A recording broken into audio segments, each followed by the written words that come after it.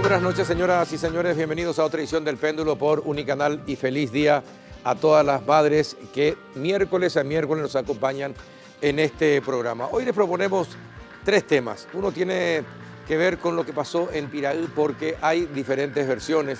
Se quiere instalar de que hubo una ejecución masiva de aparentes y supuestos criminales dedicados al narcotráfico en la zona norte del país. Nos acompaña para aclarar el tema el comisario Gilberto Fleitas, jefe antisecuestros de la Policía Nacional.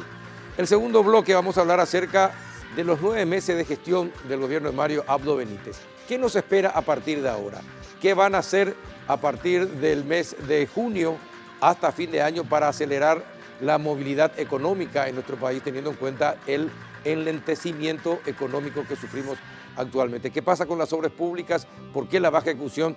De ello vamos a hablar con Hugo Cáceres, ministro de Unidad de Gestión del gobierno de Mario Abdo, y el ministro Carlos Pereira, de la Secretaría Técnica de Planificación. Y el último bloque vamos a hablar acerca del acuerdo que el director internacional de escuelas ocurrentes firmó con el MEC para implementar el esquema o el programa Escolas del Papa Francisco en las escuelas paraguayas. Después de la pausa y después de disfrutar del rico café Lavazza, vamos a la pausa e iniciamos el debate.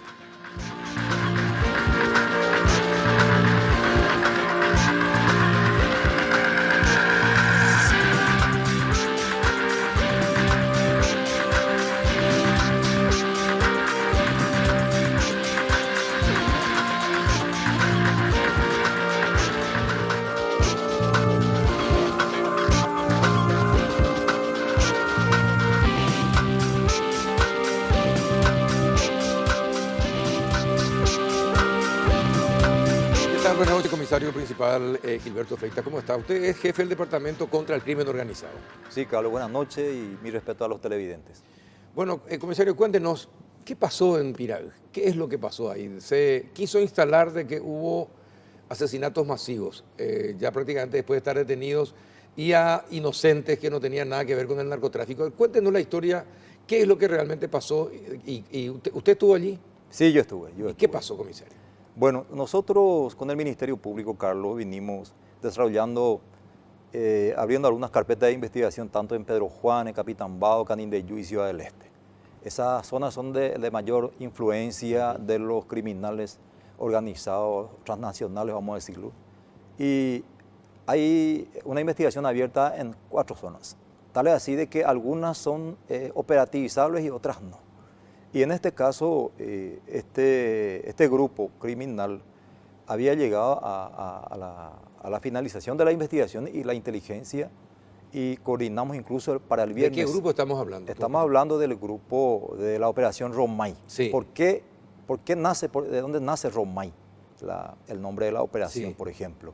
Entonces, el señor Roberto y el señor May Suárez, que es Roberto y May. Y May Suárez. Sí. Bueno, seguramente usted habrá escuchado. Sí. Bueno, es un equipo que en un tiempo, principalmente May, ha trabajado con el fallecido Rafat, después se colocó con Felipe Escurra, Varón en este caso. Varón Escurra, después hubo un conflicto el año pasado y se dividió el grupo. Hay dos grupos, dos bandos. En este momento en Capitambao uno responde al primer comando capital y el otro, en este caso, los dos que nos fuimos a allanar su establecimiento, responde al comando vermelho, porque ese es el mercado que ellos tienen allá en Brasil, ¿verdad? Ahora, ¿y por qué eligen esa zona? ¿Por qué esa zona para ellos es un mercado atractivo? ¿Qué pasa para que esta gente del Comando Vermelho y el PSC se instalen en esa zona del país? Bueno, nosotros vinimos identificando y principalmente con el Ministerio Público y también con los colegas de Brasil a los efectos de entender la estructura criminal. ¿Cómo es que de repente va a la cárcel o muere algún líder criminal y en un mes aparece otro? Porque el mercado está pendiente, el mercado está candente ahí. Mismo. Entonces, necesariamente en Capitambao hay zona de libre prácticamente ingreso y libre egreso. paso. Claro, es imposible porque es zona de frontera seca. En Pedro Juan la misma cosa. Entonces, Este grupo principalmente nosotros veníamos monitoreando y acentuando mucho el trabajo investigativo ahí en la zona, porque la inteligencia por un lado es los datos que vos recibís y la investigación ya son los datos evidenciados. Sí. Entonces, vinimos coordinando con el Ministerio Público, entonces un día feriado justamente previendo, porque para nosotros había una construcción ahí, y previendo un poco esa situación un Viernes Santo. Pero después pasaron los días, no reunían, los requisitos no cerraban todavía. Entonces tuvimos que analizar y ejecutamos el 1 de mayo. También feriado. Feriado. Sí. Entonces, esa mañana nos reunimos temprano, esa noche nosotros ya estuvimos en la zona de Santa Rosa monitoreando la zona. Estuvimos hablando con los grupos tácticos de la policía que manejan muy bien la zona y que es la primera vez que hicieron ese tipo de trabajo. Entonces, en la misma zona, incluso casi en la misma zona, esa madrugada coordinamos y suspendimos otra vez en horas de la madrugada por el riesgo que era la situación ahí. Entonces, ¿por qué el riesgo? ¿Por qué no en la madrugada? Porque nosotros veníamos monitoreando y la cantidad de personas de guardias, centinelas con armas largas, con algunos equipos técnicos que veníamos monitoreando días antes, en horas nocturnas, y visualizábamos las cosas. Entonces, eso habíamos puesto sobre la mesa con el Ministerio Público y con los 3 fiscales, y analizamos junto con los directores de la policía también, y entonces se decidió hacer ya saliendo el sol en horas diurnas, porque la situación no daba para un horario nocturno. Claro, era mucho riesgo y había posibilidad de equivocarse. Entonces pedimos al comisario Portillo allá, que es el jefe táctico, que trabaja hace bastante tiempo que trabaja en el norte, y tenía disponible un vehículo táctico y un segundo vehículo un poco más chico, y el tercero ya era la patrullera policial con logotipo y con sirena. Entonces decidimos esperar un poquito y aminorábamos incluso la marcha, me acuerdo muy bien, para que salga un poquitito el sol, y hasta Carapaí la lluvia continuaba. Y a partir de Carapaí cesó la lluvia y medio ya estaba muy clara la zona, incluso saliendo ya el sol, ingresamos al establecimiento. En el primer portón siempre se para alguien, pero ese día no había en el primer portón. El segundo portón, más o menos a 150 metros ya en la altura, cuando el grupo táctico atropella el portón con el vehículo, va ingresando, ya va bajando, se escucha unos disparos del lado izquierdo. ¿Son de aviso? Son disparos de aviso, porque nosotros si nos quería disparar probablemente iban a dispararnos porque no veíamos, no visualizábamos nada en el Yuyal. Tal es así de que los tácticos iban bajando y aún no disparaban, porque no se puede disparar todavía en el vehículo táctico a veces, porque ni siquiera se abre la ventanilla. Ese disparo fue la alarma para ellos, el timbre más bien, y empiezan los disparos de ese lugar donde estaba el tanque de agua, había una persona disparando. Entonces los tácticos se parapetan, disminuyen la velocidad del vehículo y algunos se bajan parapetándose por las puertas y empiezan, se respondió a los disparos. Y ahí ya salen mucha gente efectuando disparos de las casas, incluso algunos probablemente habrán estado durmiendo entre los árboles en hamaca, y empiezan los disparos. Yo justamente ahí tuve que atajar a los fiscales fueron protegidos por un equipo policial también, estaba el señor comandante, y después tuvimos que asistir rápidamente. Cuando yo llegué a la casa, vimos a las damas, a los niños, al niño rápidamente lo escogió una compañera de trabajo, lo llevó al vehículo, dentro del vehículo blindado, a los niños. Después empezamos a verificar, una persona estaba herida dentro de la casa, ya entrando a la puerta, ni siquiera ya dentro mismo, sino entrando a la puerta ya, pero dentro de la casa. Y nosotros pensamos que había fallecido también. Después hasta los familiares creyeron que estaba fallecido. Que era el líder del grupo. El líder del grupo, que era Roberto Núñez. Protegimos todo, verificamos toda la zona. ¿Cuántos fallecidos en esa refriega? En ese 5 fallecidos. 5 fallecidos y un herido, que nosotros pensábamos un sexto, ¿verdad? Después rápidamente nos dimos cuenta que tenía movimiento y le consultamos y empezó a hablar. Él entonces, como que nosotros habíamos llevado una ambulancia policial que estaba en la ruta, más o menos a 700 metros.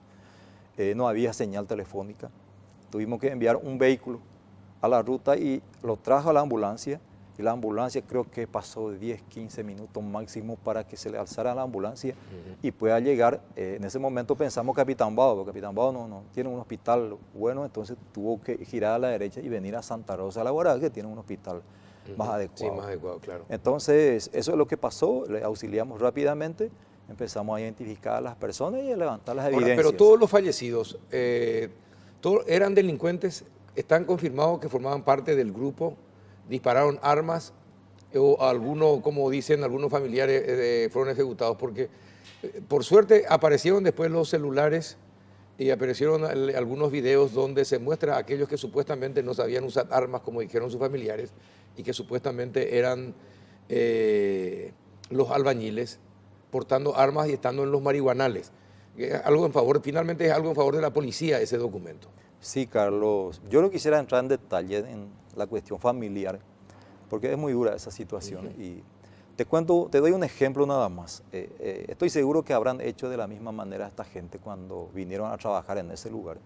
Cuando yo voy a salir de mi casa para ir a trabajar al norte, cuando tengo una operación, nunca le comento a mi familia que voy a trabajar, que voy a tener un enfrentamiento, que voy a tener no, simplemente voy a apoyar un trabajo investigativo de inteligencia, porque esa es la intención, es no preocupar a la familia. Estoy seguro que esta gente que han venido habrán dicho a sus familiares también de esa misma situación, que han venido a trabajar en construcción, electricista o como capataz. Y para la madre, lógicamente, no hay hijo que en otro nivel, claro, para decirlo bien. Bueno, entonces, confirmado, todos los que estuvieron en la casa, todos estaban comprometidos con el Comando Vermelho y con el grupo en particular. Bueno, lo que te decía yo que necesariamente para que vos puedas operar en la zona tenés que responder a una facción, si no, no vendés tu producto, así de sencillo allá en la zona. Entonces ellos tenían que haber coordinado con el Comando Vermelho en el momento que salieron del otro bando porque no podían negociar con el PCC. En este caso nosotros le veníamos identificando a Roberto Núñez Portillo como el líder de la organización y que estaba negociando permanentemente. Aquí se hicieron trabajos técnicos que seguramente la Fiscalía va... ¿Y esa marihuana que encontraron ahí, dónde se produce? ¿Ahí en el lugar? Bueno, al fondo del establecimiento había plantación de marihuana que al día siguiente el departamento de antinarcóticos se fue a cortar. Eso no estamos hablando del último, después de 8 días. Ahí se encontró una bolsa de marihuana picada, cocaína líquida, creo que 2-3 litros, que incautó la Fiscalía, armas largas, que vienen a ser M4-2, armas M4 que disparaban ráfagas, o sea, automático, un fusil 7.62 que tiene mucha potencia, y 2 pistolas que son semiautomáticas, reestructuradas a automática y con selector de tiro. Y al tener vos una pistola automática con selector de tiro se convierte prácticamente en un arma larga porque dispara en ráfaga y tiene la capacidad de disparar 30-35 tiros porque tiene el cargador largo. Y esas armas se encontraron en ese momento en las manos cerca de los cuerpos, 5 armas que se dispararon de acuerdo a los peritos de balística forense del Departamento de Criminalística de la Policía. Las 5 personas, como dijeron los fiscales también, salieron positivos. En algunos, o en la mayoría, Carlos, salieron nitritos o nitratos. ¿Qué significan nitritos y nitratos? Técnicamente hablando, que son pólvoras. Cuando sale plomo, puede ser el misto fulminante, puede ser pedacitos de la bala, pero cuando habla de nitritos y nitratos significa que son pólvoras. Ahora, comisario, ese lugar era un depósito de drogas, de ahí se reparte. ¿Para dónde se vendía? ¿Se vendía al Brasil? No. Ese establecimiento, hay que aclarar bien que era una casa de seguridad. Una casa de seguridad. ¿Qué es una casa de seguridad para ese grupo? Es como la novela a veces que nosotros vemos hoy día, últimamente pasa mucho lo que pasa en otro país, no quiero decir qué país, ¿verdad? El jefe vive ahí con los guardias, con sus centinelas, con su seguridad, porque la lucha es entre 2 bandos. Incluso vos podías haber entrado ahí como patrullera, probablemente pensábamos nosotros, y que no habría problema, pero en este caso, con patrulleras, con sirenas, ingresando de día. Sin embargo, efectuaban disparos y habían brasileños y tenemos hoy día, en este momento, por ejemplo, una información de que había un joven de 15 años que estaba disparando, que es pariente también de la misma familia. ¿Y el chico fue detenido o escapó? Bueno, hay un chico detenido De de 16 años, A 16 años. que él habló bastante con nosotros. Incluso Él fue el que les dijo que si no hubiesen entrado con los blindados morían todos. Sí, y que justamente en ese video que ustedes seguramente vos ya viste, donde Rubén Portillo estaba haciendo una especie de barrera policial, se le ve a unos jóvenes de 15 y 16 años con pistola en la mano que viene a ser el hermano, en este caso, de este joven. Ajá.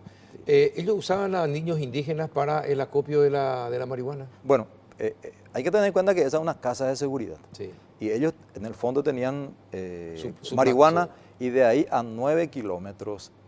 Pasa que el celular técnicamente hoy día te descubre todo.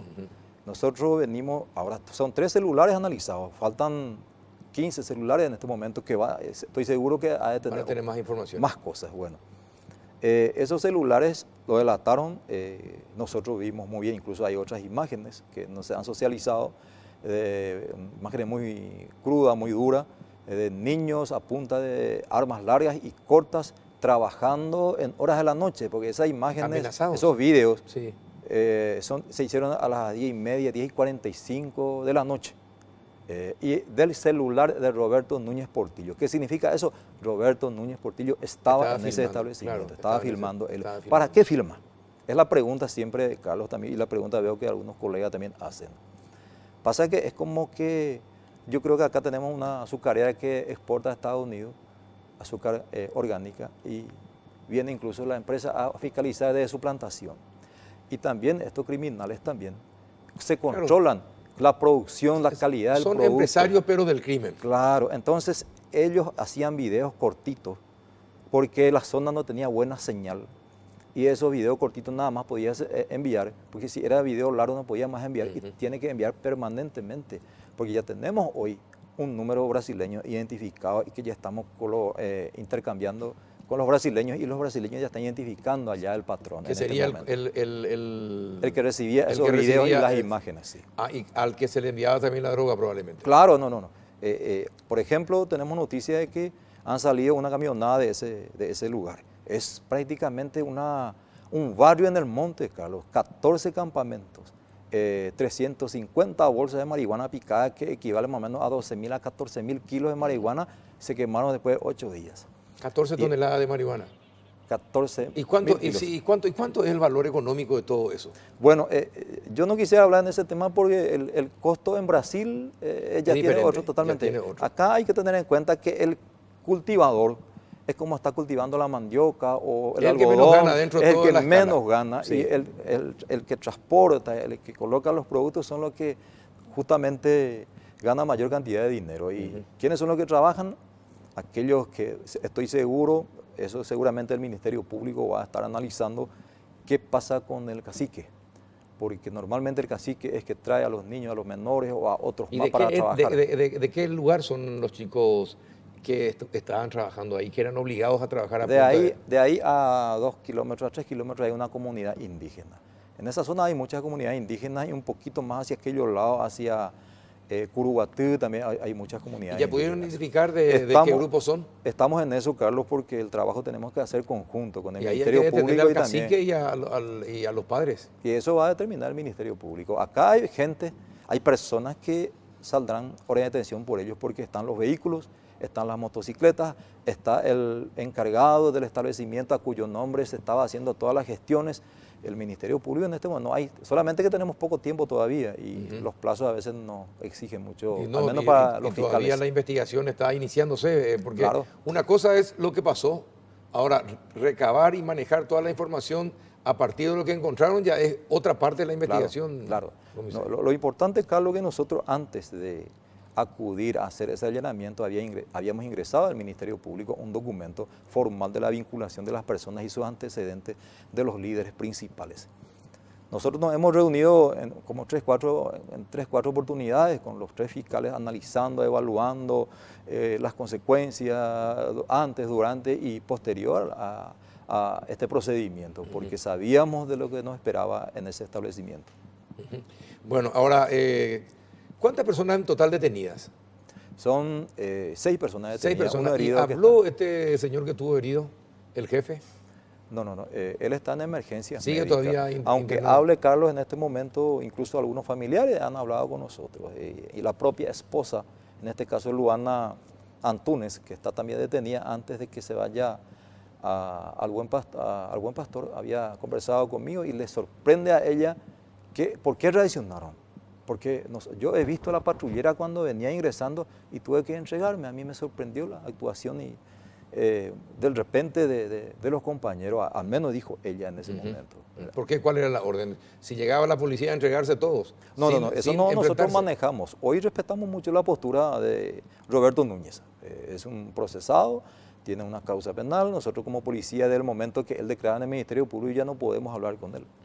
Y ya no hablaron con él. No. Ya son los fiscales los que se encargan Los de... fiscales ya está a disposición del juzgado él. Ahora, pero es una cuestión peligrosa, comisario. No es fácil ir a hacer un allanamiento de este tipo, enfrentarse a tiros, y por suerte no hubo ningún policía ni herido siquiera. Mire, Carlos, yo estoy agradecido en primer lugar con Dios y con la pericia de los tácticos. Hubo 3 niños Sí. en ese lugar. ¿Y cuántas mujeres? Y una menor indígena que estaba ahí, que se le visualiza en el campamento marihuanal, y también estaba en una foto al lado de Roberto Núñez Portillo un día antes en la foto, y al día siguiente con la misma vestimenta nosotros le encontramos a esa niña de 10 años indígena en la casa, que se le entregó y quedó a cargo del Ministerio Público.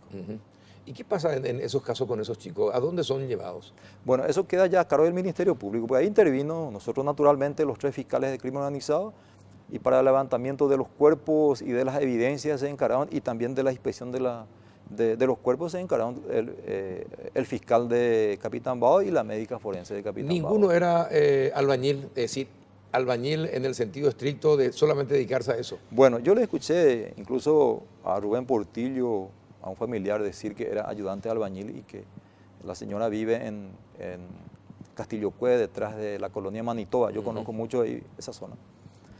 Pero Rubén Portillo, nosotros, incluso ahora están documentadas ya su participación en ese asalto de Zapucaya, que al mismo se le ve, incluso con esa pierna dificultosa que tiene, disparando un arma así en ese video, ¿verdad? Y eso está documentado allá en Brasil. Claro. Los familiares normalmente van a creer que son todos inocentes y hasta santos. Bueno, yo respeto mucho la posición y no es la primera vez, Carlos, que digo esto. Yo entiendo la postura de la mamá, de la esposa, de los hijos, pero nosotros estábamos seguros de este trabajo, en primer lugar, porque no es un trabajo de 8 días, es un trabajo que nosotros policialmente podemos decir incluso 4 meses atrás. Y hay otros que están haciendo una carpeta de investigación en este momento, tanto en Pedro Juan, en Capitán Bao y otras zonas del país. ¿Y cómo se sienten ustedes cuando de repente se quiere instalar el hecho que ustedes le ajusticiaron a gente supuestamente inocente en ese enfrentamiento? Es decir, cuando se empieza a publicar eso, ¿cómo se sienten ustedes? Bueno, Carlos, yo no es la primera vez esta dificultad para conmigo, vos me conoces, pero para el personal subalterno es muy duro en ese sentido, porque todos también tenemos familia. Incluso hemos compartido con el señor comandante, hasta nuestra esposa de repente nos reclamaba qué es lo que pasó, y en un momento dado ya nosotros no podíamos adelantar nada porque están los plazos judiciales, están los plazos que tenemos que respetar, hay una disposición judicial que se tiene que dar apertura a los equipos telefónicos, y nosotros tenemos que aguantar eso, tenemos que endurecer el corazón y aguantar esos 8 o 10 días para poder socializar esos videos e imágenes y la realidad del trabajo de estas personas.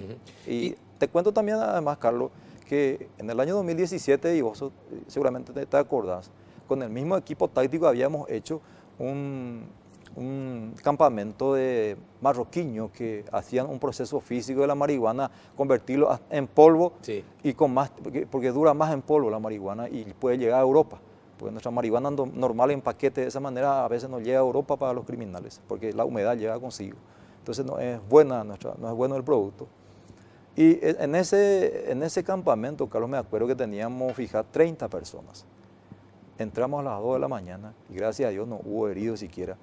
10 personas se iban a la fuga y 20 quedaron detenidas, y la cantidad tenían esas estufas nuevas que hoy día se tiene, que nuestro laboratorio de la policía tiene uno solo, y cuesta creo que 450 millones de guaraníes. Ellos tenían 3 en ese lugar, me acuerdo muy bien. O sea, Claro. esa zona está permanentemente, Carlos, de laboratorio. ¿Cómo combatir esa zona entonces? ¿Cómo pelear en esa zona cuando la frontera seca es muy extensa, no se puede controlar, se cruza tranquilamente? ¿Qué sistema de seguridad puede funcionar en una Bueno, frontera? nosotros policialmente, Carlos, es el trabajo natural nuestro es esto, de luchar contra, y si se puede llegar a los líderes, cortar a los líderes. Porque nosotros habíamos hablado mucho con los fiscales, con los 3 fiscales, Carlos, y habíamos puesto sobre mesa de que no vamos a luchar contra los brasileños, porque imagínense 7 millones con 210 y la cantidad de organizaciones que de repente aparecen, sino más bien contra aquellas personas de nacionalidad paraguaya que le dan cobija, que le dan soporte, que le dan logística, ir cortando eso para poder defender nuestro país o defender a nuestros conciudadanos. Ahora, ¿es imposible frenar el avance del PCC y el Comando Ormeño hacia Paraguay? Yo creo, Carlos, en este momento le estamos frenando en nuestro país. Entonces, la SENAT está trabajando, usted sabe, testigo del trabajo que ellos hacen a la par, nosotros también, y nosotros venimos coordinando, siempre le estoy llamando a uno, tengo varios amigos ahí con quienes compartimos informaciones, pero las informaciones, Carlos, en este tipo de hechos no manejan muchas personas. Uno... No, se filtra esto y se filtra todo. 4 o 5 personas manejan con los fiscales. Y los demás, en el momento del operativo, se puede aumentar de fiscales y se puede aumentar de policías. El comisario, necesitan más, para ser más efectivo, hacer mejor trabajo, necesitan más recursos. El recurso, Carlos, nunca es suficiente. Pero hay que tener en cuenta que hoy yo a los 28, 29 años de trabajo ya tengo que entender la política de seguridad en nuestro país. No, pero independientemente de que entienda, si usted quisiera que el trabajo sea más efectivo, necesitan más recursos. Bueno, yo creo, Carlos, que en este momento la policía o el país está trabajando muy bien en materia de seguridad. No sé, hasta me atrevo a decirte que no tengo que decir porque a veces es un poco chocante. El año 2000 nosotros teníamos 20 homicidios por cada 100.000 habitantes, 18.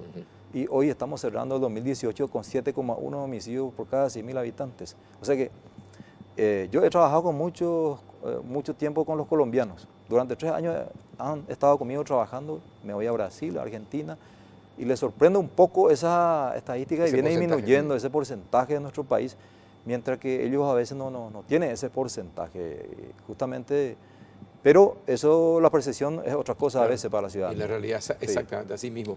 Bueno, comisario, muchísimas gracias por venir y contarnos un poquitito. Desde la semana pasada lo tuvimos los 3 fiscales. Sí, ahora tenemos a usted, que fue uno de los operativos que estuvo allí en el momento de los hechos en Piraí, así que le agradecemos mucho, que tenga más éxito, que es importante. Muchas gracias, Carlos.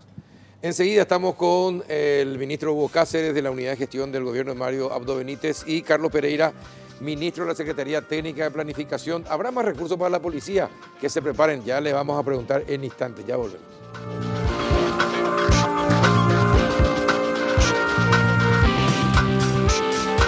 Aprovecha hasta 50% de descuento en todos los productos y sin entrega inicial. Y como si fuera poco, gana una fabulosa Toyota Hilux Full Equipo 2019 0 kilómetro. Además, con 39 millones de guaraníes en efectivo. Escucha esta super oferta. Celular Samsung A50, precio normal 18 cuotas de 290.000 guaraníes. Ahora, precio oferta, 18 cuotas de 169.000 guaraníes. Encontrá esta y muchas ofertas en todas nuestras sucursales del país o llama al 519 4000. Bristol, la mejor casa de electrodomésticos del país.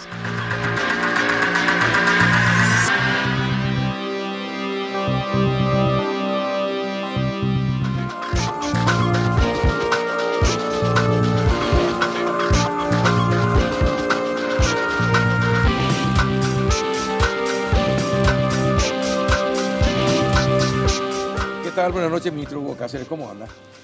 Buenas noches, Carlos. Buenas noches a toda la audiencia. Yo estoy feliz, Carlos. Hoy merendé con mi mamá, también mi esposa, mi hermana. Felicidades para ellas que me están viendo seguramente, pero felicidades para todas las madres. Sí, efectivamente. Gracias por venir, ministro.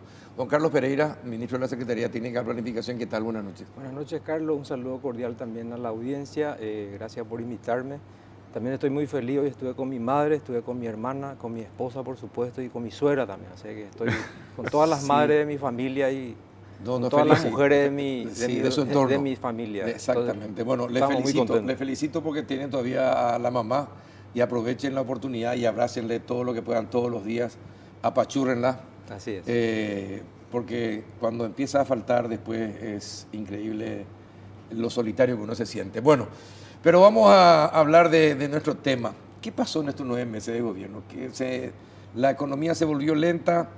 Los técnicos, los economistas, los empresarios hablan de que se tienen que reactivar las obras públicas como un mecanismo para aliviar este proceso de enlentecimiento económico. Y después nos encontramos, pero porque el propio gobierno publica que la ejecución del Ministerio de Obras, por ejemplo, que es fundamental, es apenas el 19% en el primer trimestre del año, o el primer cuatrimestre del año. ¿Qué está pasando? ¿Y qué van a ejecutar hasta fin de año para paliar un poquitito todo este problema económico que tenemos? Sí. ¿Quién comienza? Comienzo, Carlos. Quiero contarles de 5 prioridades en las que estuvimos trabajando intensamente. Primero, comenzamos con el tema de salud.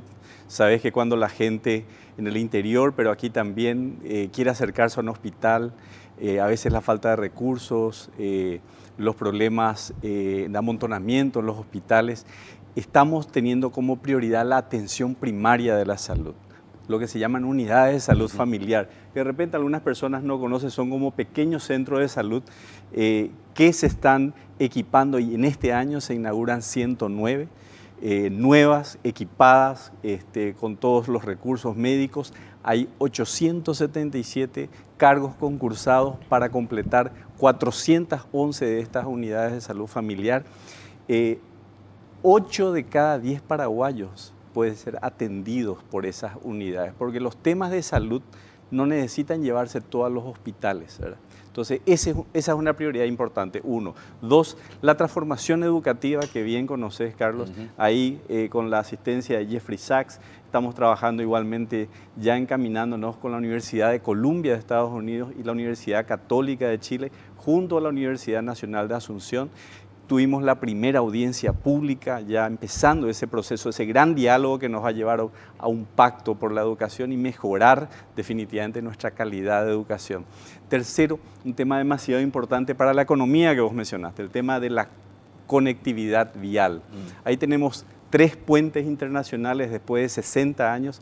Tuvimos el viernes pasado con el presidente Mario Abdo, con el presidente Bolsonaro, dando el inicio de obras a uno de ellos. O sea, esto ya no es un tema que se va a hacer, no, se comienzan las obras en uno de ellas. Y en la otra punta tenemos la ruta bioceánica que tiene 1.500 personas trabajando en ese tema, que se está avanzando, se consiguió un financiamiento histórico, se conecta con el tema de la ruta Traschaco, con 1.000 kilómetros que tenemos pensado ahí, con un centro fronterizo.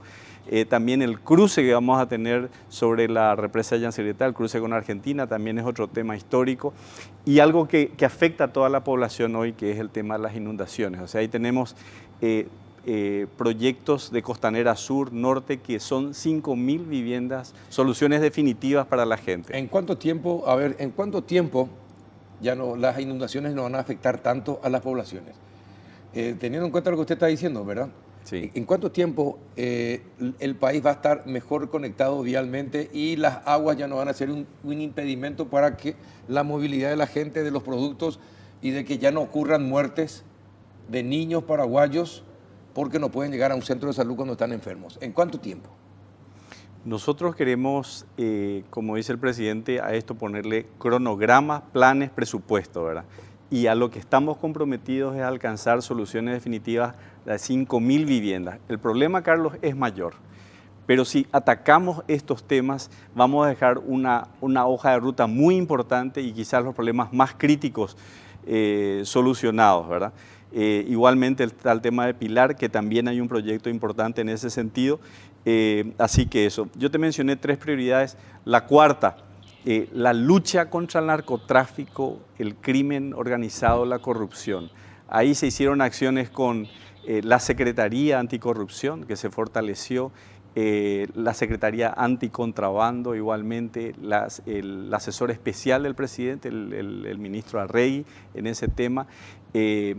Unos decomisos históricos este año son 2.581 kilos, más que todo el año pasado. También se aprendieron a más de 280 microtraficantes en este tema. O sea, hay un tema demasiado fuerte en este tema con relación a la corrupción, el crimen organizado y también el narcotráfico. Por último, la agenda digital.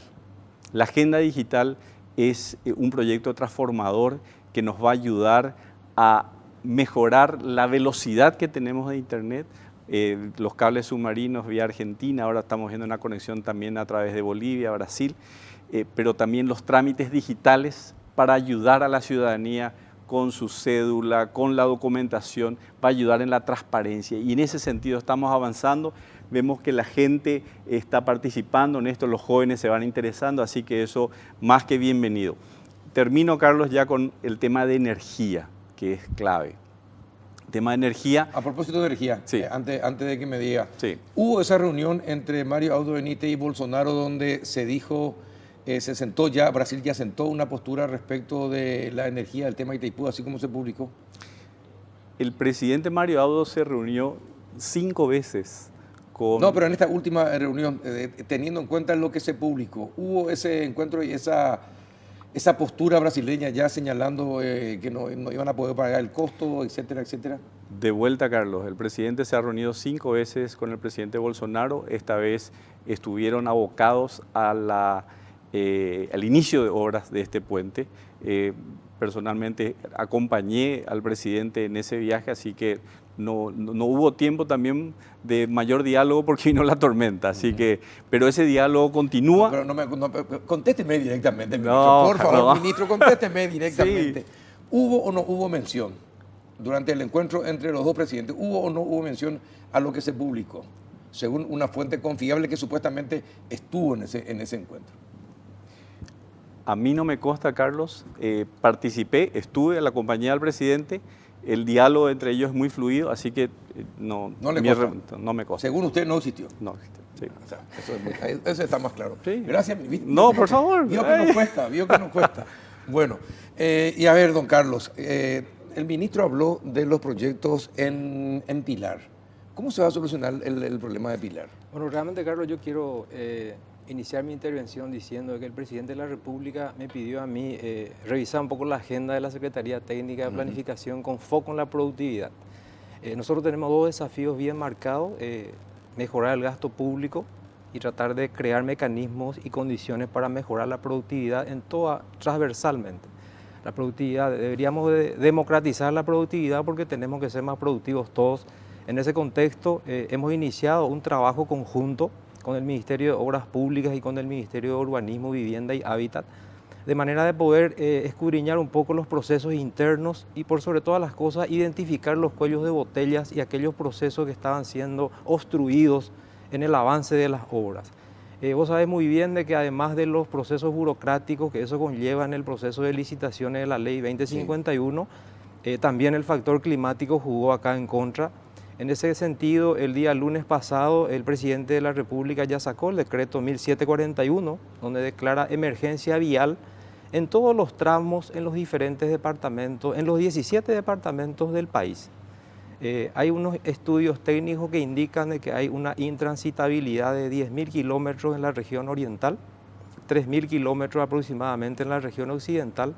Y lo que nosotros estamos haciendo es, Carlos, tratar de que, en virtud del artículo 33 de la Ley 2051, que establece las excepciones, en donde taxativamente dice, en resumen, de que las convocantes, en este caso el MOPC, bajo su responsabilidad, podrá contratar y podrá diseñar procedimientos más ágiles, no necesariamente teniendo que estar sujeto a los procesos de licitaciones normales, ¿verdad? Ni a concursos. En ese sentido... Una cosa, ministro, yo le quiero preguntar algo a los dos, ya que están, y a usted también, que están en la Secretaría Técnica de Planificación. Hay muchas informaciones y versiones de negociados en las obras públicas, ¿verdad? Nosotros sabemos, porque vivimos acá en el Paraguay, que las rutas se diseñan con un espesor de 3 capas, cuando que en las rutas deberían existir 7 capas para que sean duraderas, ¿verdad? No sé por qué se hacen con 3 capas en Paraguay. Y me imagino por qué. No sé por qué, pero me imagino por qué. Porque generalmente la plata que se reproduce después en la reparación y en el arreglo es impresionante, porque a los 3 meses, 6 meses de inaugurarse, las rutas ya están otra vez con baches. Y eso es imposible cuando se construye bien una ruta. Bueno, permitime, Carlos. Entonces, a eso quería decir. Me Ustedes parece, no pueden hacer una auditoría vial para saber cuáles son las obras viales que se hicieron bien, se ajustaron a todas las condiciones, y si es que encuentran problemas, las empresas que participaron que dejen de contratar con el Estado durante los próximos 10 años, por ejemplo, como castigo, si es que ya no se puede judicialmente hacer que ellos hagan las rutas o las obras viales o las obras como corresponde. Precisamente, Carlos, eso quería explicar y te agradezco muchísimo ese punto que has tocado. Nosotros dentro de la Secretaría Técnica estamos diseñando un sistema de planificación por resultado. A partir de este año el Ministerio de Hacienda y conjuntamente con la STP va a estar trabajando en el diseño del anteproyecto del presupuesto para tener un módulo, un mecanismo, una herramienta de gestión que permita controlar la calidad del gasto público. Esto es transversal y llega no solamente a los organismos y entidades del Estado, también llega a las gobernaciones, a los municipios, que es muy importante, son 258 municipios. ¿Y en qué consiste? Cada dirección de planificación de las gobernaciones, de los municipios, de la Secretaría de Estado y de los ministerios están obligados a diseñar en una matriz todos los programas sociales y todas las obras que ellos tienen elaborado para el ejercicio 2019 o 2020 en este caso, ¿verdad? Ellos están obligados a remitir a la Secretaría Técnica de Planificación dentro de los 10 días subsiguientes al cierre de cada mes. Por ejemplo, lo que terminó al 30 de abril, al 10 de mayo, ellos ya tienen que informar qué es lo que ellos hicieron con el presupuesto que Hacienda le ha asignado. Ahí interviene la Secretaría Técnica de Planificación y ya lo estamos haciendo y con muy buenos resultados, Carlos. Y eso responde un poco a tu pregunta y a tu inquietud, que es por demás importante, ¿verdad? Nosotros, ¿qué es lo que hacemos? A través de nuestros técnicos enviamos in situ a los diferentes lugares a ver si se hizo el puente, a ver si se refaccionó la escuela o la unidad de salud familiar, y obviamente ellos tienen que también estar tabulando en las especificaciones técnicas que van a emanar de la Dirección de Obras Públicas, del Ministerio de Urbanismo o de quien fuere, ¿verdad? De manera de que pueda existir una conciliación y un control de calidad. Claro. Ese control es cualitativo. Los controles cuantitativos lo van a hacer obviamente la Contraloría General de la República dentro del marco de su revisión posterior. Pero eso ya es un indicador que garantiza de alguna manera la asignación de los recursos presupuestarios. Por eso nosotros ahora, y yo creo que por eso el presidente me pidió revisar un poco la agenda de la Secretaría Técnica, poniendo foco y mucho énfasis en la productividad. Y yo creo que en materia de infraestructura, uno de los dinamizadores de la economía obviamente es las inversiones. Eso genera empleo, tiene un efecto multiplicador inmediato. Además de este decreto que salió el lunes, Carlos, quiero comentarte también de que el presidente ya dio instrucciones al ministro de Hacienda, y también el ministro de Hacienda ya me pidió a mí trabajar coordinadamente con su equipo técnico para asignar las áreas en las que tienen que ser asignados esos recursos presupuestarios. Son 60 millones de dólares de la entidad binacional Yacyretá, que va a estar orientado a los municipios y a las gobernaciones. Y tiene que estar enmarcado en 3 pilares fundamentales: en obras que generen empleo inmediato, en cualquier tipo de aplicación o de actividad o línea de acción que tenga que ver con la educación y la salud, de manera de que eso esté alineado a los programas de desarrollo del Gobierno Nacional, que también está enmarcado dentro de los criterios del Plan Nacional de Desarrollo que nosotros estamos actualizando en este momento, ya con participación del sector público, del sector privado y de toda la sociedad civil organizada, entendiendo de que hay políticas públicas y hay programas sociales que tenemos que revisar, porque hay todavía compatriotas que viven en situación de pobreza. Sí. Y acá hay un tema preocupante, Carlos, que hay que tener muy en cuenta. Tenemos que ser muy serios y muy prudentes en la construcción de todas aquellas proyecciones que tengan que ver con el tema de pensión. Hace una semana nosotros, de Chile, yo traje el equipo técnico que nos instruyó en cuentas nacionales de transferencia. Eso significa que en cualquier sociedad existen dos grupos bien diferenciados de dependencia. Están los niños y los adultos mayores que consumen más de los recursos que producen. Después están la gente que dentro de la población económicamente activa son las que producen más de lo que consumen, ¿verdad? Y ahí surgen interrogantes interesantes, ¿verdad? ¿Cuánto consumen los jóvenes? ¿Cuánto consumen los adultos mayores que ya no están en actividad? ¿Qué tan sostenible es en el corto, mediano y largo plazo en nuestro sistema de pensión? Entonces tenemos que hacernos interrogantes porque tenemos un bono demográfico del cual nos sentimos muy orgullosos, Sí, pero ya, también es una amenaza enorme claro, por el proceso de envejecimiento que normalmente tienen todas las sociedades, ¿verdad? Entonces, en el aspecto económico nosotros ya empezamos a darle a los equipos de economistas que están trabajando en los ajustes que tenemos que ir haciendo también a nuestros diferentes programas de Tecoponá, por ejemplo, las transferencias monetarias condicionadas. Tenemos que ir dando una mirada diferente a los programas de acción social y a los subsidios. Que ir castigando también, por supuesto, a los abusadores, a los que no necesitan. Y precisamente por eso, Carlos, nosotros tenemos a través del ordenamiento territorial y a través de las fichas sociales hemos identificado, por ejemplo, gente que no era tan pobre, pero que recibe de repente una subvención, un subsidio del Estado. Y está una familia en extrema pobreza que está dejando de percibir. Entonces, ese ordenamiento también forma parte de la política de reinserción y de ordenamiento de la parte social. Y el presidente a nosotros nos da esa instrucción de ajustar lo más rápido posible esos programas sociales. Totalmente. De manera de que nosotros no tengamos que caer. ¿Qué le pasó a Argentina, Carlos? Argentina tenía en el gobierno anterior una inflación del 25%. Hoy tiene una inflación del 58.7%, precisamente porque aceleró todos los ajustes que anteriormente se llevaban en el subsidio. Subsidiaban el agua, la luz, el teléfono, todo, ¿verdad? Y esos son procesos de que te vuelven en un atolladero y por supuesto que eso se refleja en la economía y eso es lo que nosotros tratamos de evitar acá. Nosotros tenemos fundamentos macroeconómicos sólidos, tenemos mecanismos de protección como nuestras reservas internacionales, tenemos una amplia credibilidad en nuestro Banco Central y una enorme responsabilidad en el manejo de las finanzas públicas. O sea, tenemos mecanismos de protección que nos hacen diferente a nosotros en la región. Sí, la parte política es... Yo quiero reforzar un tema ahí del tema de corrupción que mencionas, porque preocupa a la gente y es importante decir, Carlos, que el presidente ha dicho una consigna muy clara: caiga quien caiga. Y en eso hay un equipo que son destacados exfiscales, desde Yucio, Teresa Roja, Fuster, Arregui, que están trabajando en esa área y gente demasiado seria en este tema. Ahí está el caso del desmantelamiento del DETAVE, ha sido un caso significativo, importante, y yo creo que este tema, como decís, es un tema integral, también pasa por la reforma, por la renovación de la justicia, y en ese sentido también se está apoyando una renovación que creo que es importante y que nos va a ayudar como país a fortalecer nuestras instituciones. Pero hay una cosa para que la gente tenga confianza en la decisión cuando dice caiga quien caiga el presidente. El señor Miguel Cuevas, presidente de la Cámara de Diputados, tiene muchos cuestionamientos, demasiados cuestionamientos ya en los últimos tiempos, desde su época de autoridad en el departamento de Paraguay. En la Cámara de Diputados sigue teniendo cuestionamientos.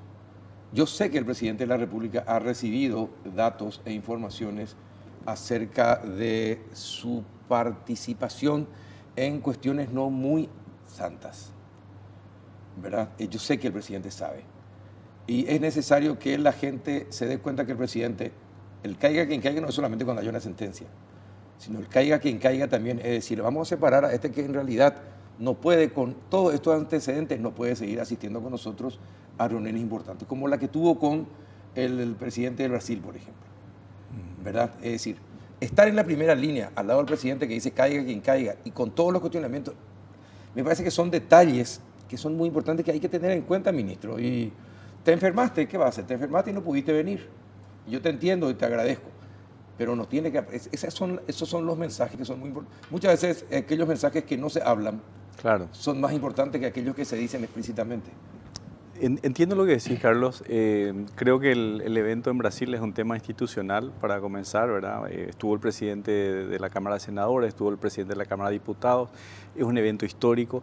El presidente también respeta la institucionalidad. ¿Qué significa eso? Respetar a cada poder en ese sentido. Pero no le va a faltar el poder, al contrario, le va justamente a quien otorga el poder a esa gente le tiene que respetar.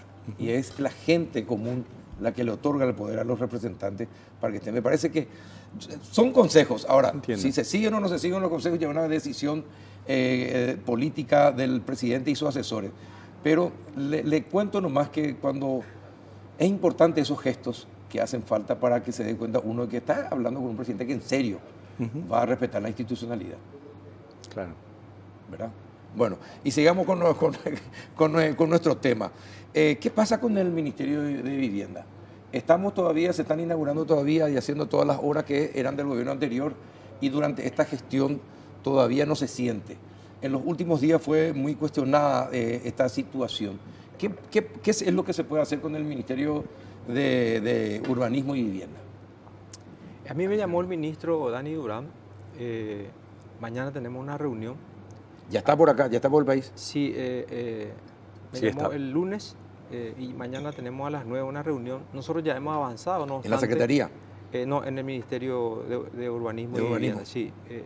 El presidente me pidió primeramente entrar a apoyar y a contribuir con todos los procesos en el Ministerio de Obras Públicas y también en el Ministerio de Urbanismo. Nosotros hemos identificado ya algunos procesos que estaban con algunos problemas de ejecución, en otros casos con algunos desfasajes de orden presupuestario. Y también ahí hay que tener en cuenta, Carlos, de que como son viviendas también las que hace a través del FONAVIS, el Ministerio de Urbanismo y Vivienda, entonces tiene mucha vinculación también con el INDER, por el tema de la titulación de las tierras. Entonces lo que hicimos nosotros es un equipo interinstitucional, ya hablamos con el INDER, ya están identificadas las colonias y los beneficiarios de cada una de ellas, como para que eso ya no sea un problema. También ya hablamos con contrataciones públicas para que haya un canal verde, de manera de que se tengan que agilizar los procesos que atañen a estos dos ministerios. Pero que con hoy estricto están- control de siempre. Absolutamente, eso ya va a estar dentro de los criterios técnicos legales que ejerzan los organismos supervisores. Nosotros simplemente lo que estamos haciendo es contribuyendo técnicamente para fortalecer sus áreas de control interno, el manejo de los procedimientos, tratar de generar un procedimiento más ágil donde interactúan la Dirección Nacional de Contrataciones Públicas, el INDER, el Ministerio de Urbanismo y el Ministerio de Obras Públicas, que es finalmente el coordinador general de todas las obras, porque son caminos vecinales que se van a estar haciendo con ejecución rápida dentro de este marco del decreto 1741 que salió el lunes pasado. Y hay otro decreto, como te decía, en donde esos 60 millones de dólares van a ser asignados conforme a 3 pilares fundamentales de infraestructura que también van a ir generando empleo, van a ir moviendo la microeconomía, porque al final, Carlos, no hay mejor política pública que aquellos que cuando el mejor indicador de que una política pública tiene realmente el resultado esperado es cuando el bolsillo de las familias paraguayas le va bien. Y cuando el empleo crece. Y cuando crece el empleo, ¿verdad? Entonces, entendemos nosotros de que realmente hay una desaceleración, pero también hay que entender de que la infraestructura es el mecanismo que hoy tenemos como uno de los motores de desarrollo para volver a calibrar y reencauzar ese crecimiento que creemos que en los próximos días se va a tener con este mecanismo de agilidad que le va a dar este decreto a estas obras que ya están en ejecución. El presidente reconoce los factores externos que afectan la economía, el tema regional, Argentina, Brasil, pero también la guerra comercial de China, Estados Unidos. Hay una agenda de nuestra política exterior muy activa en ese sentido, la duplicación de los fondos que vienen de Taiwán, los acuerdos por carne, por tema de granos con Turquía, Japón, Estados Unidos, que estamos avanzando en eso. Eso es demasiado valioso, muy importante. La reforma de nuestro presupuesto, un presupuesto que va a ir vinculado a resultados, o sea, todo eso nos ayuda. Pero hay un tema muy importante, Carlos, que creo que tenemos que captar, que pasa en Paraguay, pero también está pasando en América Latina y otros países, que es esta tendencia del populismo que aparece en las diversos sectores de gobierno, ¿verdad? Pero estamos viendo en el Congreso algunas leyes que de repente tienen muy buenas motivaciones, por ejemplo, el tema de mejorar condiciones de jubilación a ciertos sectores, ¿verdad? ¿Qué va a pasar? ¿Qué va a pasar? ¿Va a rechazar el presidente las jubilaciones de los médicos y los odontólogos? ¿La recomendación de los asesores cuál es? ¿El rechazo? Carlos, no hay forma de sostener estos temas. Estos temas son los que le han generado a nuestros vecinos enormes agujeros, ¿verdad? Que fiscalmente después no son sostenibles, ¿verdad? Y el tema, aparecen otras leyes, la ley esta de Ñana Energía, por ejemplo, ¿verdad? Que puede tener una buena motivación, pero nosotros tenemos que reducir las pérdidas técnicas de ANDE y con los ahorros poder generar una tarifa que sea mejor para nuestra gente, ¿verdad? Lo mismo.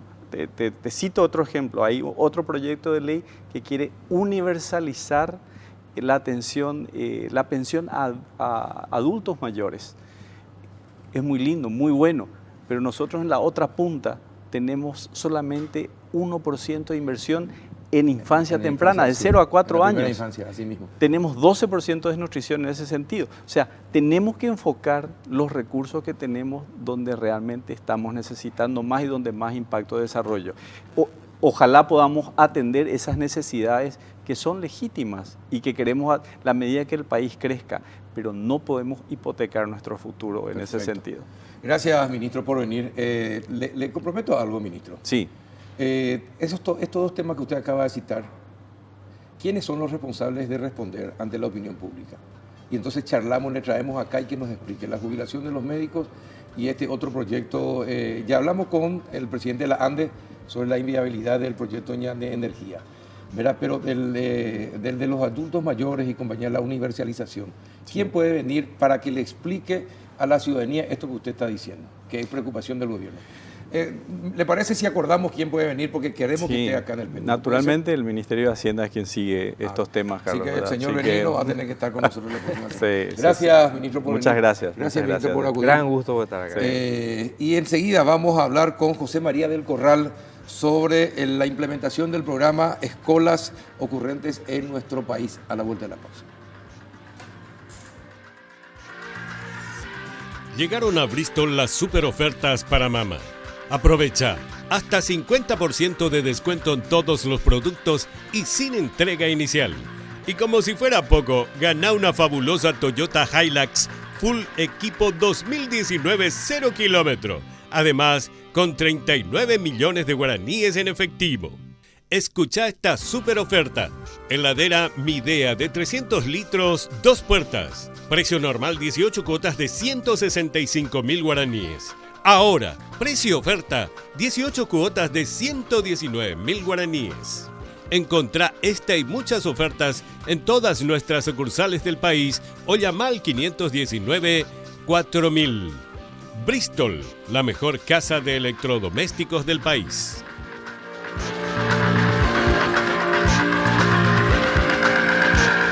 Ya estamos en el último bloque del Péndulo y en compañía de don José María del Corral, presidente mundial de Escolas Ocurrentes. Es la escuela que se puede decir está patrocinado nada más y nada menos que por el Papa. Y entonces estamos con él, vamos a hablar acerca de qué hace en Paraguay, qué está pasando en Paraguay y cuál es la expectativa que tiene el Papa acerca de lo que don José María del Corral está haciendo en Paraguay. ¿Qué tal? Buenas noches, don José, ¿cómo está? Buenas noches, muchísimas gracias por la invitación. ¿Qué está haciendo por Paraguay? Bueno, venimos a firmar un acuerdo que la verdad que nos llena de alegría porque es el fruto del trabajo que los jóvenes de Paraguay están haciendo primero en 5 departamentos con la experiencia de integrar chicos de escuelas públicas y privadas, tantas confesionales como laicas, y a partir de esa experiencia de integración de los chicos salen proyectos que tienen que ver con los problemas como ellos ven para buscar soluciones.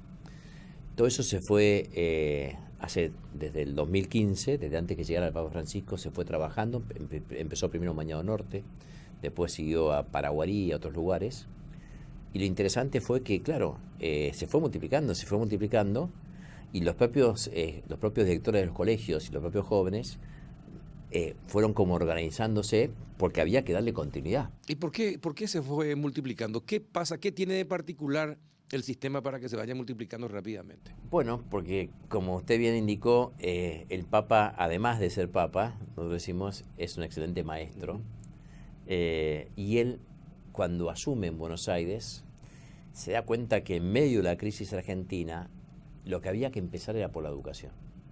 Porque si no, iban a ser parches, ¿no? Todo lo demás, se podía cambiar la política económica, se podía cambiar el dólar, pero no íbamos a ir al fondo, que el fondo estaba en la educación. Él dice, fue muy fuerte la frase que él dice en el Congreso es, si queremos cambiar el mundo, empecemos por cambiar la educación. Por eso es que hace 20 años que me convoca como pedagogo y me dice, vos que trabajás tanto con los jóvenes y jóvenes en situación de riesgo, ¿por qué no empezamos a escuchar qué les pasa a ellos? Porque hay muchas interpretaciones acerca de los jóvenes, pero muchas veces nos olvidamos lo primero que es escucharlos. Por eso que empezó esta metodología innovadora, hoy está presente ya en 190 países, pero en ese momento de manera muy concreta, muy chiquita, en una ciudad y en el Gran Buenos Aires. Claro, cuando vinimos, antes que llegara el Papa, aquí a... Pero antes, ¿qué observaron en esa integración? ¿Qué es lo que primordialmente observaron de esa integración? Bueno, lo primero era que los chicos se sorprendían de compartir una semana de clases con chicos distintos, de distintos colegios. Lo primero era como que cada uno estaba... de todo, de colegio, de clase, sí, sobre todo. Sobre todo, como dicen algunos, a ver, yo vengo ahora de Granada. Sí. Había una chica de un colegio de mujeres, religioso, y había un grupo de chicos también gitanos, y los chicos le pedían, obviamente, 15, 16 años, los datos, el WhatsApp, el teléfono, y los otros no querían saber nada, ¿no? Después de la semana de trabajo, fue muy lindo, pero los profesores me cuentan, los directores, me dice, profesor, nosotros lo vimos, se fueron todos juntos a comer. Ya había terminado la experiencia, después de 7 días. Se integraron. Claro. A pesar de la diferencia de clase. Todo tipo, social, económica, de todo. Y eso que parece menor, dice el Papa, ¿cómo podemos pretender que haya un mundo integrado, un mundo en paz, si no empezamos por ahí? Si un chico no puede mirar al chico que está enfrente, si van a un partido de fútbol y se agarran a piñas, si no pueden compartir un lugar para bailar, si le miran primero las zapatillas y no como son, si tenemos un mundo que los dirigentes ponen muros y levantan paredes, ¿cómo va a haber un mundo integrado? Y son los futuros dirigentes del país. Claro, son el que va a estar con el micrófono ahí sentado, el que va a estar educando, va a ser el papá, va a ser la mamá, va a ser el policía. Va a ser el político. Y va a ser el presidente del país. El presidente del país. Entonces, el presidente del país no se forma cuando es candidato. Se forma cuando tiene 14 años, cuando tiene 12. Por eso es que nosotros, aunque no veamos los resultados definitivos de esto, empezamos abajo, como dice el Papa, en las inferiores, el que tiene el lenguaje futbolístico. Para que haya un buen jugador de fútbol, como ustedes lo tienen y muy buenos, claro, hace falta ganar un semillero. Así mismo. Entonces, este es el trabajo que está haciendo Escolas en Paraguay profundo, y que ayer nos alegramos porque hemos compartido las evaluaciones. ¿En cuántas escuelas están con este sistema? Hay ya 600 escuelas participando, públicas, privadas, concertadas, y lo que se está haciendo en 5 departamentos... ¿Asunción y el área central o todo el país? No, ahora con este nuevo acuerdo que nos pidieron justamente en esta transformación educativa, la idea es extenderlo de estos 5 departamentos al resto de los departamentos, a los 17 departamentos. Justamente y en 3 años. ¿Y los chicos Esto es lo que aprenden? se firmó ayer. ¿Y qué aprenden, don José, los chicos en esa integración? Muy buena pregunta. Voy a poner un ejemplo para los que nos están viendo. Cuando llegamos hace poquito a San Antonio de los Cobres, es un lugar muy característico porque es en la provincia de Salta, en Argentina. Son muy pocos habitantes, no llegan a 10.000 habitantes. Sí, son pocos los de Salta, sí. Lugar impresionante. Llegamos, cuando comienza la experiencia, siempre los chicos son los que ponen los problemas sobre la mesa. Empieza una chica diciendo, mi hermano se mató hace una semana, se suicidó. Y por supuesto se la haga llorar. Se quiebra otro y dice, yo tengo un compañero que fue hace un mes. Bueno, para ser concreto, 30 suicidios en San Antonio de los Cobres en un año. 30. ¿De jóvenes? 30 jóvenes. de 14 a 18 años que se tiraron de un puente. Estamos hablando de eso cuando decimos que aprenden. ¿Qué pasaba? ¿Qué había? Los chicos no tenían un sentido. Un lugar pobre, donde no veían una esperanza. Cuando iban a las ciudades, Eran marginados. era peor, porque o los prostituían, o los maltrataban, y volvían peor a sus pagos. Los viernes, a la última hora, cuando terminaban la escuela, se daba el mayor índice de suicidio. Cuando empezaba el fin de semana, cuando empezaba, en teoría, el mejor momento. Cuando vimos eso, dijimos, bueno, ¿qué hay que hacer? Y esta es la mecánica que propone el Papa a través de escuelas. No vamos a esperar que cambie el intendente, el gobernador, el presidente, el obispo, el otro. Es fácil tirar. No, ¿qué pueden hacer ustedes? Juntos, los dos colegios secundarios que hay. Ellos armaron un cine debate. Los viernes en la hora pico de la depresión, armaron un cine debate para empezar a hablar lo que le pasaba. Con un trapo viejo, con películas. ¿Cuáles son los temas comunes que sacan y que tienen impacto en la sociedad, por ejemplo? Hoy el suicidio ahí es cero. San Antonio de los Cobres tiene tasa cero de suicidio desde hace 2 años. Los temas que sacaron son los temas que tienen que ver con su vida. No fue geografía, historia, educación cívica. No. Fue qué te pasa a vos y qué me pasa a mí. Esto que parece que a nadie le importa, que a las evaluaciones internacionales no le importa. Todas esas cosas que no le importan son lo que le importa a los jóvenes. ¿Y cómo es la temática? ¿Cómo es el proceso de integración? ¿Esto se hace una vez al mes? ¿Se hace todo? ¿Cómo es? Bueno, ahora que fuera hay 2 chicas justamente que venían contando la experiencia que tuvieron anoche. Esto es continuo, porque la inmersión, por primera vez, se hace durante una semana, más específicamente 7 días de clase. 7 días, sí. ¿Sí? Donde están la formación, la problemática, la investigación y las propuestas, que se le entrega a las autoridades y a los medios de comunicación que participan. Acá se trabajaron muchas problemáticas. De hecho, salió la corrupción, salió como problemática presentada por los jóvenes. Salió el tema de embarazo adolescente, salió la violencia, salió el tema de adicciones, salió el tema de inseguridad, salieron todos los temas que nadie quiere escuchar. Por eso nosotros empezamos con los problemas, porque si no escuchamos por los problemas, ¿cómo pretendemos de la educación dar soluciones? Es fácil yo venir como teólogo, como filósofo y decir, vamos a explicar esto, vamos a enseñar esto. ¿Y? Perfecto. Salen los problemas. ¿Quién los canaliza? ¿Dónde se va? Porque si hay un convenio con el Ministerio de Educación, los docentes están preparados para absorber, para entender los problemas de los jóvenes, enfocarlos y tratar de sacarlos adelante. Los docentes que trabajamos las 24 horas, es decir, que no vamos a dormir como docentes y nos despertamos como docentes, no solamente estamos preparados, es lo que queremos. Lo que pasa es que muchas veces los sistemas, las estructuras y las falsas exigencias hacen que justamente estos docentes se cansen y se vayan. Y queden los otros, los, como dice un colega mío, los que dan clase con los ojos cerrados, para no tener problemas.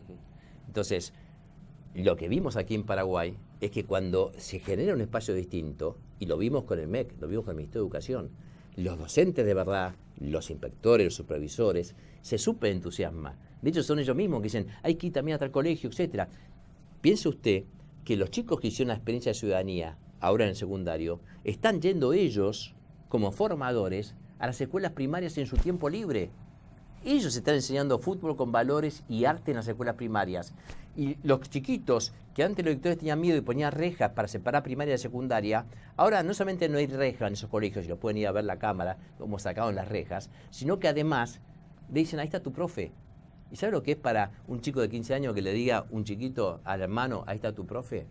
Entonces ya no es el liderazgo negativo, se empieza a crear un circuito virtuoso. Y eso es lo que Paraguay no solamente está haciendo para adentro, sino que yo creo que en pocos años más va a mostrar este liderazgo juvenil a la región. ¿Y desde hace cuánto está el sistema? 3 años. 3 años ya. ¿Y qué obtuvieron? Sencillamente, ocultamente, sin banderas. Hace 3 años que los jóvenes están trabajando. ¿Y los resultados? Y mire, ¿Algún por resultado ejemplo, concreto que pueda contar? Mire, puedo compartir, por ejemplo, la última evaluación que ha hecho el Banco Interamericano de Desarrollo, el BID. El BID trajo un equipo de evaluación de Estados Unidos, donde midió específicamente, no a escuelas en general, sino la experiencia de escuelas en México, aquí en Paraguay. Y fue muy concreto porque Lo primero y más interesante es la deserción escolar, el compromiso de deserción escolar. La curva de compromiso escolar, si uno la toma en un eje temporal, es así. Es decir, desde que comienza el año a que baja, Sí. es una pendiente absolutamente inclinada. El grupo de control, el grupo que hizo la experiencia de Paraguay en escuelas, es así. Verdaderamente no Permanente. tiene permanente. No hay sí. deserción. No, porque claro, que decíamos antes, los chicos, adolescentes, como le dan responsabilidad y tienen cosas que hacer, entonces se entusiasman. El problema de un chico es cuando lo tratamos como un tonto, cuando pensamos que no puede hacer nada.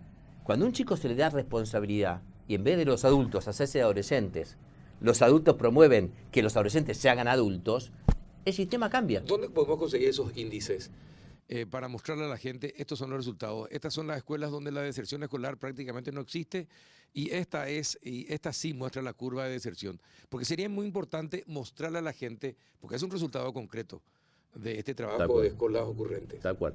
Ya está, esto está acá la producción, ya le dimos los gráficos, así Sí. que ya lo pueden mostrar. Ujú. Claro. Eso es muy importante para que, Seguro. para que la gente Perfecto. note. La gente tiene que notar para Seguro. creer, porque acá somos todos como Santo Tomás, ¿eh? Ver para Si no creer. vemos, si no lo vemos, no creemos. No creemos, sí. No, Necesitamos pruebas. y además es muy interesante, como yo decía, no solamente que vean los resultados y las curvas en los gráficos, sino que yo les propongo, en cualquiera de los 5 departamentos, que hablen con los estudiantes que vivieron la experiencia. Ujú. Así que la gente pueda contactarse directamente con ellos para ver en qué medida y en qué sentido les cambió la vida haber vivido la experiencia y darse cuenta que la educación es un aprendizaje que tiene que ver con la vida.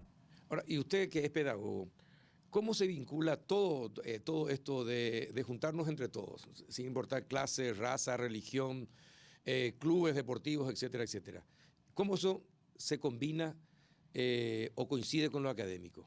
¿Cómo se vincula con lo académico? Bueno, de hecho, yo estoy yendo ahora a Roma, saco en pocas horas más, y de ahí me voy a Nueva York, a Estados Unidos, porque tenemos un congreso organizado por escuelas con la Universidad Fordham de la Compañía de Jesús en Estados Unidos, donde van a participar 1.100 universidades que ya en diferentes puntos, Católicas. no, de todo el mundo, todo el mundo. públicas, Ah, de público. Rumania, la Universidad Hebrea de Jerusalén, etcétera, que ya abrieron un espacio que se llama Cátedras Escolas para vincular la reflexión académica con lo que le pasa a los jóvenes.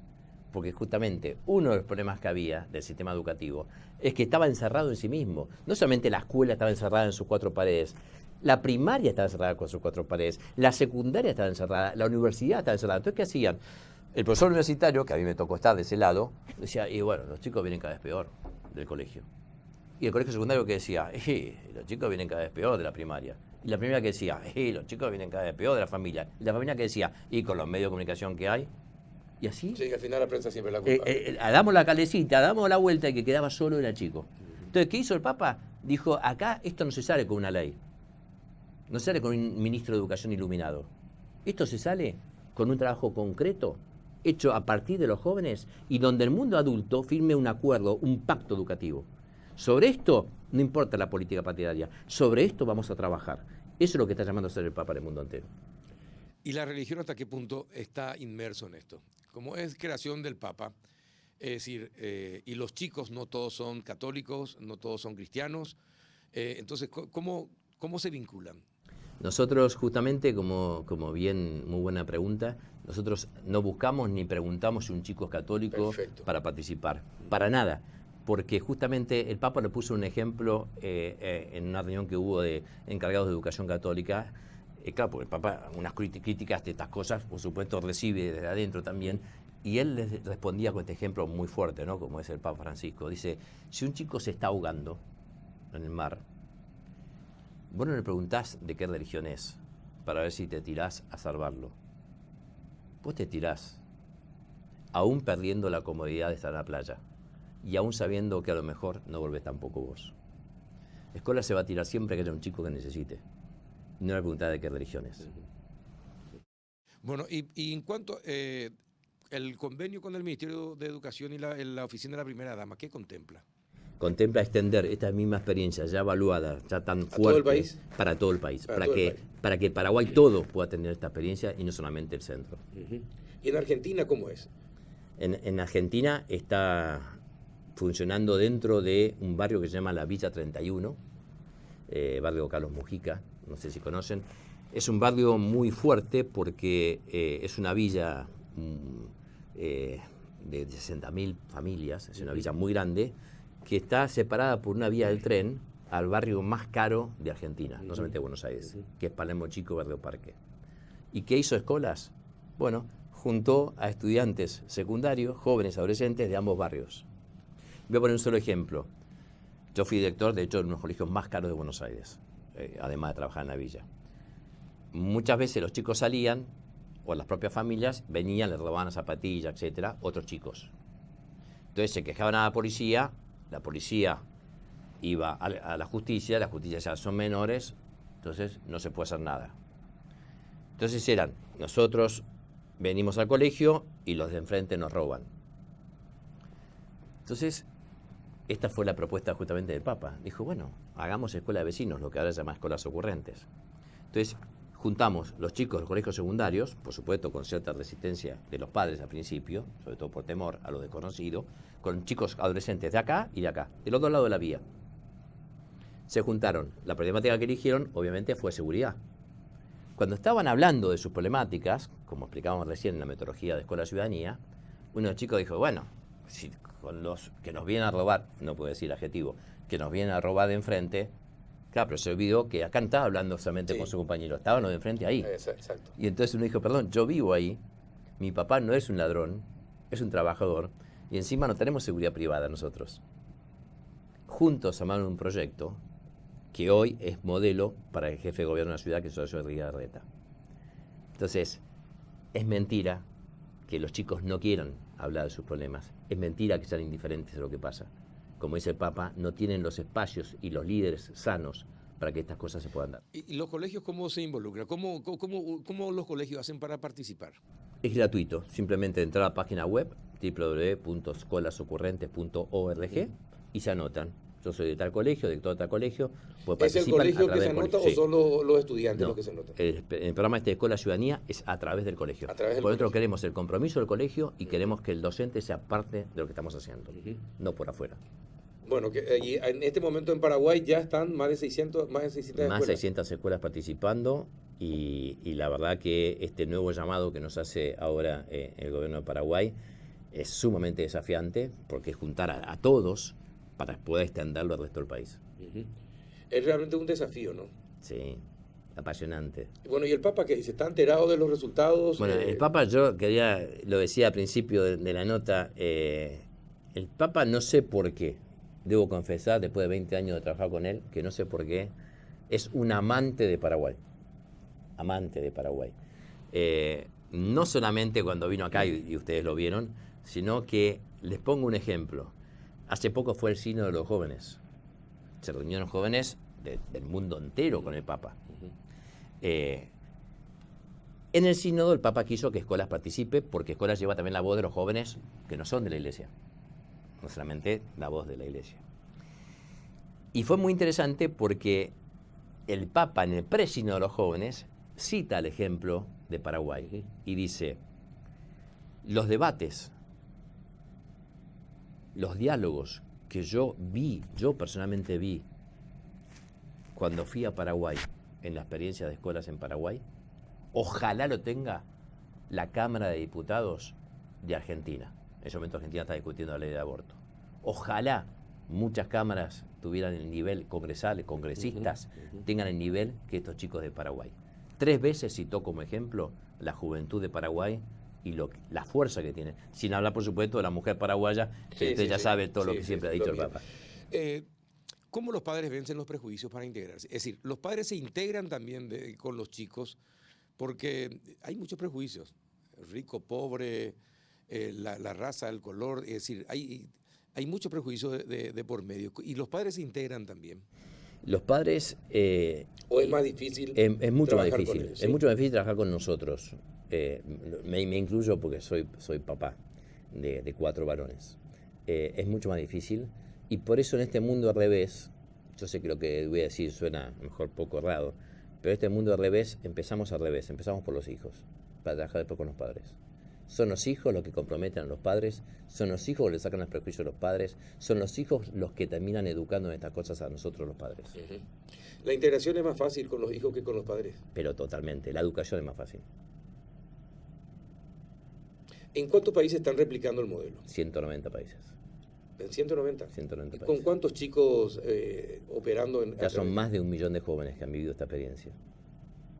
Son números fuertes. Sí, son números importantes. ¿Y cuál es el compromiso que tiene el Ministerio de Educación y cuál es el compromiso que tiene la oficina de la primera dama en este convenio? Lo primero es el compromiso para mí más lindo, que es el entusiasmo, más allá de los papeles. La pasión que yo he visto en la primera dama. La primera dama, para que se den una idea, cuando fue a ver al Papa, en encuentro con el presidente, obviamente para saludarlo, etcétera, no solamente fue a ver al Papa, ella misma quiso vivir la experiencia de escuelas en Italia y se fue a hablar, la primera dama, con los chicos que hicieron la experiencia de escuelas en distintos lugares de Italia, en Nápoles, etcétera, y ella estuvo conversando con esos chicos en la propia sede de escuelas en Italia, en Trastevere. Porque ella quería saber qué pasaba con escuelas en otros lugares, qué era esto que el Papa había armado. Y la verdad que ayer en la reunión que tuvimos, el entusiasmo que ella decía era para mí más importante, perdón que lo diga así, que la propia firma del acuerdo. Porque hay que estar muy convencido de esto, porque esto trasciende a un gobierno. Esto tiene que ser una política de Estado. No importa quién venga, quién se vaya, porque estamos hablando de los chicos. Y los chicos no tienen fecha de vencimiento, los gobiernos sí. No queda más nada que decir. Si no, usted lo dijo perfectamente para terminar, ni a mí se me hubiese ocurrido. Don José, muchísimas gracias, éxito en la tarea y ojalá que esto sea fructífero para todo el Paraguay. Gracias, muchas gracias. No, gracias a usted por compartir este espacio del péndulo. Gracias. Don José María del Corral, con nosotros en el péndulo. Y gracias a ustedes por acompañarnos otro miércoles más. Hasta la próxima.